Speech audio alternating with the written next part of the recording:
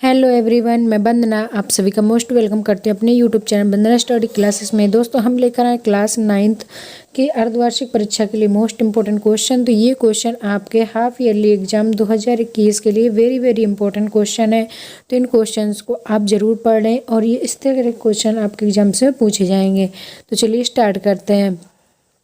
पहला क्वेश्चन है आपका, संवेग का मात्रक है न्यूटन, जूल, मीटर प्रति सेकंड, किलोग्राम मीटर प्रति सेकंड। तो इसका करेक्ट आंसर हो जाएगा आपका किलोग्राम मीटर पर सेकंड। इसके बाद नेक्स्ट क्वेश्चन देखेंगे। एल्युमिनियम सल्फेट का सूत्र होता है, एल्युमिनियम सल्फेट का सूत्र क्या होता है? तो इसका आंसर हो जाएगा Al2SO4।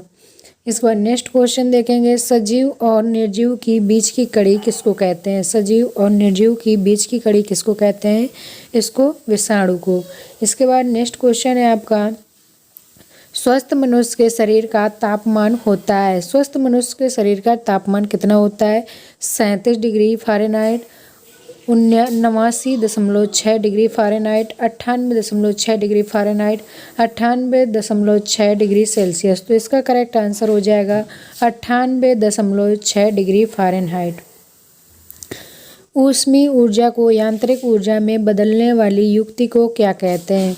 जो ऊष्मीय ऊर्जा को यांत्रिक ऊर्जा में बदलती है उस युक्ति को क्या कहते हैं? पवन चक्की, इलेक्ट्रिक इंजन, पवन चक्की, पनचक्की, पवन चक्की। इसके बाद इलेक्ट्रॉनिक इंजन, भाप इंजन। तो इसका करेक्ट आंसर हो जाएगा पवन चक्की। नेक्स्ट क्वेश्चन है आपका, निम्नलिखित में से विषाणु जनित रोग है? हैजा, खसरा, टाइफाइड, डिप्थीरिया। तो इसका करेक्ट आंसर हो जाएगा आपका हैजा। हैजा आपका विषाणु जनित रोग होता है।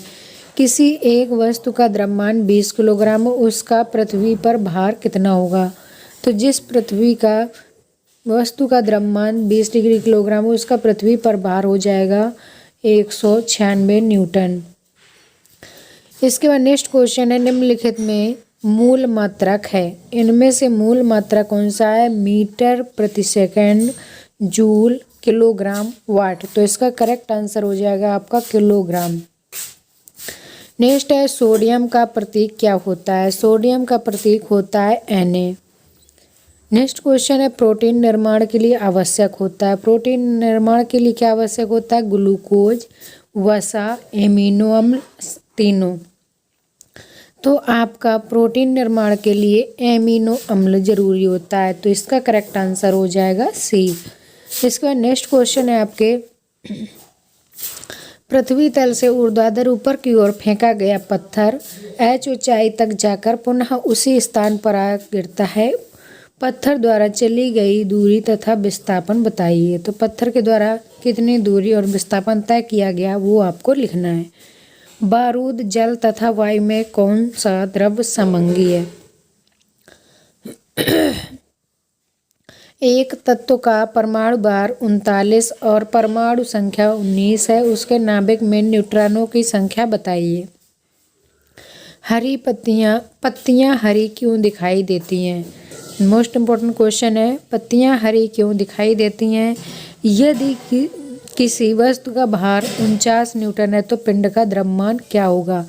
DNA और RNA का पूरा नाम, very very important question. DNA और RNA में अंतर भी पूछा जा सकता है, DNA और RNA का फुल फॉर्म भी पूछा जा सकता है। किन्हीं दो प्राकृतिक रेडियो एक्टिव पदार्थों तत्वों के नाम लिखिए। Al2O3 में Al की संयोजकता कितनी होगी? कैलोरी तथा जूल में संबंध बताइए। 50 सेंटीमीटर फोकस दूरी के लेंस की क्षमता कितनी होगी? शुद्ध लंबे तथा शुद्ध बौने पौधे के मध्य संकरण कराने पर प्रथम पीढ़ी में किस प्रकार के पौधे होंगे?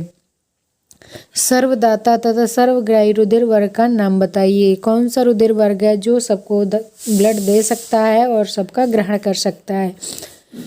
नेक्स्ट क्वेश्चन है आपका 4th में, उभय अपघटन अभिक्रिया का एक उदाहरण दीजिए। रेखीय प्रसार गुणांक तथा क्षेत्रीय प्रसार गुणांक में संबंध स्थापित कीजिए। मोस्ट इंपोर्टेंट क्वेश्चन है आपके एग्जाम्स के लिए।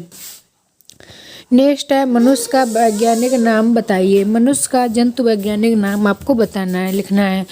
मानव में सामान्य संक्रामक रोगों के फैलने के 2 माध्यम बताइए। जीवाणु कोशिका का नामांकित चित्र बनाइए। गोली दर्पण के मुख्य फोकस की परिभाषा दीजिए।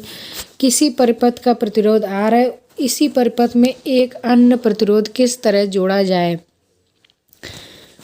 ऋणात्मक उत्प्रेरण तथा स्वप्रेरण को उदाहरण देकर समझाइए। एक सामान्य पुरुष तथा वर्णांध रोगवाहक स्त्री की संतानों में वर्णांधता की वंशागृति को रेखा चित्र द्वारा समझाइए। इस तरह से आपके ये सारे इंपॉर्टेंट क्वेश्चन हैं, तो इनको आपको जरूर पढ़ लेना है। उत्तल लेंस के सामने फोकस दूरी तथा लेंस के बीच में रखी वस्तु के प्रतिबिंब का बनना किस किरण आरेख द्वारा बताइए। बने हुए प्रतिबिंब की आकृति एवं स्थिति बताइए। विद्युत संयोजी तथा सहसंयोजी यौगिकों में 4 अंतर बताइए।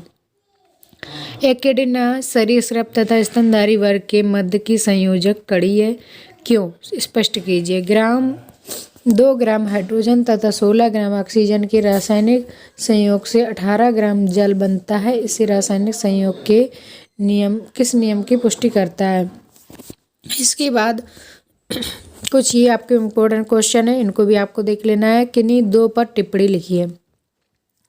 प्रतिजैविक पदार्थ क्या होते हैं, प्रतिरक्षी तंत्र क्या होता है, टीकाकरण क्या होता है, इनमें आपको टिप्पणी लिखना है। प्रतिरोधों के समांतर क्रम में संयोजन के लिए सूत्र का निगमन कीजिए अथवा न्यूटन के गति विषयक नियम लिखिए। अणु भार एवं ग्राम अणु भार में क्या संबंध है। सल्फर डाइऑक्साइड गैस का वाष्प घनत्व 32 है। STP पर 5.6 लीटर सल्फर डाइऑक्साइड का भार ज्ञात कीजिए। एक प्रारूपी पादप कोशिका का स्वच्छ नामांकन चित्र बनाइए। जंतु कोशिका से किस प्रकार भिन्न है। इसका वीडियो हम अलग से बना चुके हैं, अगर आपने नहीं देखा है। जंतु कोशिका और पादप कोशिका में क्या अंतर होता है और पूरा फिगर सहित हमने समझाया हुआ है, तो वो वीडियो आप देख लीजिएगा, आपके 6 नंबर पक्के हो जाएंगे। तो चलिए दोस्तों, ये थे आपके साइंस के मोस्ट इंपॉर्टेंट क्वेश्चन जो आपके एग्जाम्स के लिए बहुत ही इंपॉर्टेंट होने वाले हैं, तो इनको जरूर तैयार कर लीजिएगा। तो चलिए दोस्तों, विदा लेते हैं, मिलेंगे नेक्स्ट वीडियो, तब तक के लिए bye bye, thanks for watching.